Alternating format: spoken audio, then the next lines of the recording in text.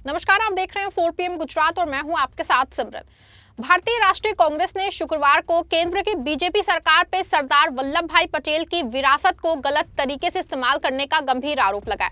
Party का कहना है कि गुजरात में सरदार पटेल की 150वीं जयंती मनाने के लिए आयोजित होने वाली एकता परेड की तैयारी में बड़ी अनियमितताएं हैं। गुजरात कांग्रेस के वरिष्ठ नेता और राज्यसभा सांसद शक्ति सिंह गोहिल ने प्रेस कॉन्फ्रेंस में इन आरोपों को विस्तार से बताया।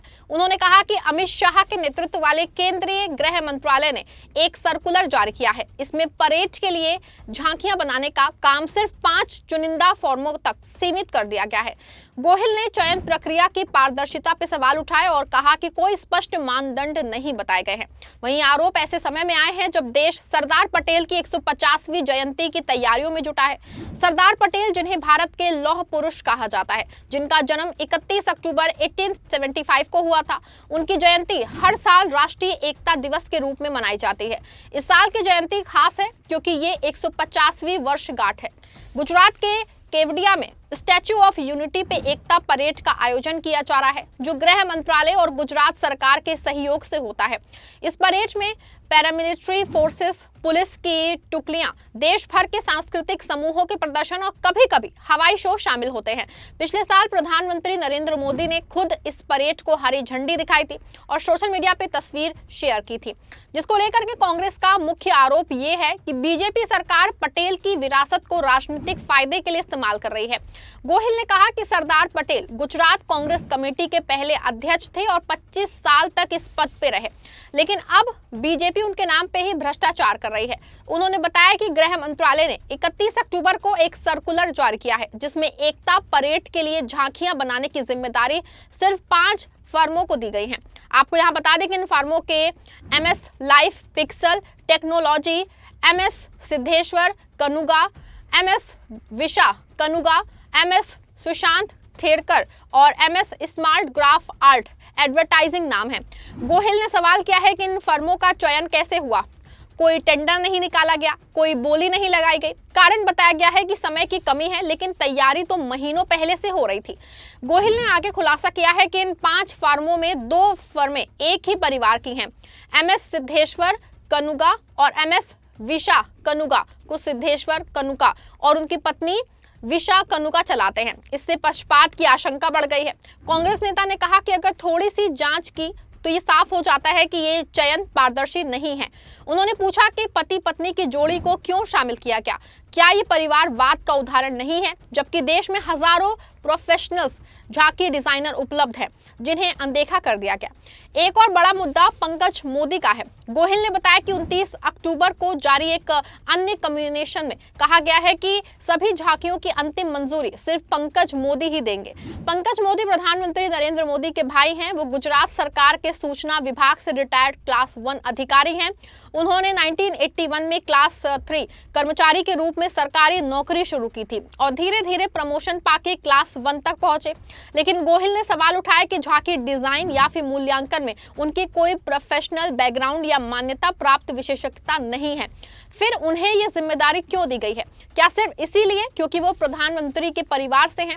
गोहिल ने आरोप लगाया कि केंद्र सरकार ने बिना किसी वजह के उन्हें फाइनल अथॉरिटी बना दिया है और सरकारी सुविधाएं भी दी जा रही हैं, जैसे कार, ऑफिस, ये सब।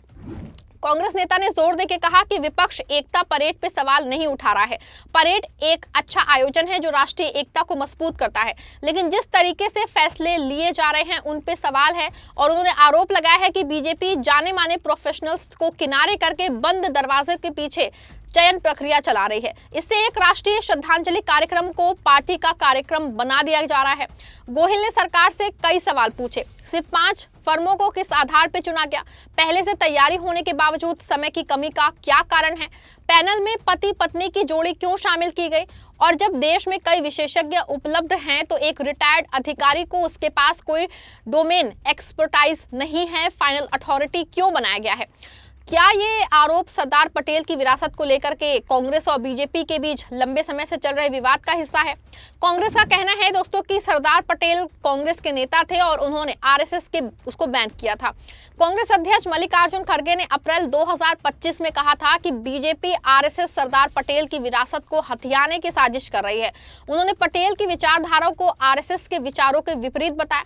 वहीं बीजेपी का कहना है कि कांग्रेस ने पटेल को भुला दिया था और मोदी सरकार ने स्टैच्यू ऑफ यूनिटी बना के उनकी विरासत को सम्मान दिया। अमित शाह ने अक्टूबर 2025 में कांग्रेस पे पटेल को अनदेखा करने का आरोप लगाया था। एकता परेड का इतिहास देखें दोस्तों तो ये 2014 से शुरू हुआ था, जब मोदी सरकार ने सरदार पटेल को सम्मान देने के लिए राष्ट्रीय एकता दिवस की शुरुआत की। केवड़िया में दुनिया की सबसे ऊंची मूर्ति स्टैच्यू ऑफ यूनिटी 2018 में बनाई गई। हर साल 31 अक्टूबर को यहां परेड होती है, जिसमें हजारों लोग हिस्सा लेते हैं। इस साल 150वीं जयंती होने से आयोजन और बड़ा है। प्रधानमंत्री मोदी 31 अक्टूबर को परेड में सलामी लेंगे, जैसा कि अमित शाह ने एक प्रेस कॉन्फ्रेंस में बताया था। कांग्रेस के आरोपों पे अभी सरकार की तरफ से कोई आधिकारिक बयान नहीं आया है, लेकिन सोशल मीडिया पे ये मुद्दा गर्म है। कांग्रेस की ऑफिशियल हैंडल से एक वीडियो शेयर किया गया है, जिसमें गोहिल पूरे मामले को विस्तार से बता रहे हैं। इसमें उन्होंने पटेल की कांग्रेस से जुड़ी भूमिका पे जोर दिया। वहीं कुछ बीजेपी समर्थक इसको राजनीतिक स्टंट बता रहे हैं। वहीं मामला सिर्फ एक परेड की प्लानिंग तक सीमित नहीं है, ये दिखाता है कि कैसे राष्ट्रीय प्रतीकों और नेताओं की विरासत को राजनीतिक पार्टियां अपने फायदे के लिए इस्तेमाल करती हैं। सरदार पटेल ने आजादी के बाद 562 रियासतों को भारत में मिलाया, जिससे एक मजबूत राष्ट्र बना। उनकी विरासत एकता और अखंडता की है, लेकिन आज के राजनीतिक माहौल में ये विवाद का विषय बन गई है। कांग्रेस का कहना है कि वो पटेल की सच्ची विरासत को बचाने के लिए लड़ रही है, जबकि बीजेपी इस विरासत और एकता का प्रतीक मानती है। गोहिल ने प्रेस कॉन्फ्रेंस में कहा कि अगर सरकार पारदर्शिता दिखाए तो कोई समस्या नहीं है, लेकिन बंद दरवाजे के पीछे फैसले लेना लोकतंत्र के खिलाफ है। उन्होंने मांग की कि चयन प्रक्रिया की जांच हो और प्रोफेशनल्स को मौका दिया जाए।